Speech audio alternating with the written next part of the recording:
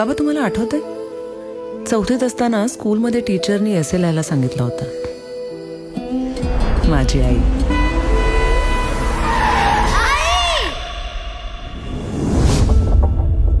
Class संपल्यावर teacher मला म्हणाली, श्रावणी तू नाही लिहिलास तरी चालेल. बाबा तुम्हाला कधी सोडून नाही ना जाणार? नाही बाळा, मी कधीच तुला सोडून नाही जाणार. आय सेड नो, मी लिहिणार. प्रॉमिस? प्रॉमिस. आणि मी लिहिला, फक्त तुम्हाला डोळ्यासमोर ठेव.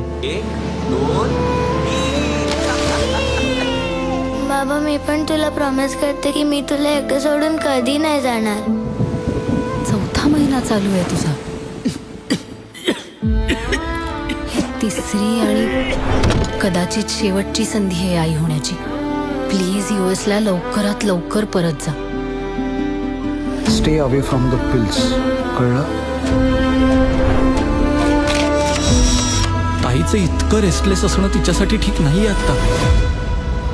अमेरिकन सिटीजन असण्याचे अख्ख्या जगभरात किती फायदे आहेत याची कल्पना आहे ना? तू आत्ताच्या आत्ता परत यायला हवंस, संपला विषय.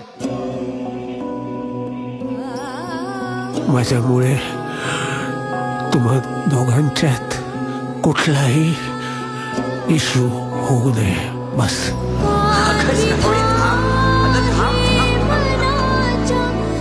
सगळ्याच गोष्टी आपल्या मनासारख्या नाही होत ग.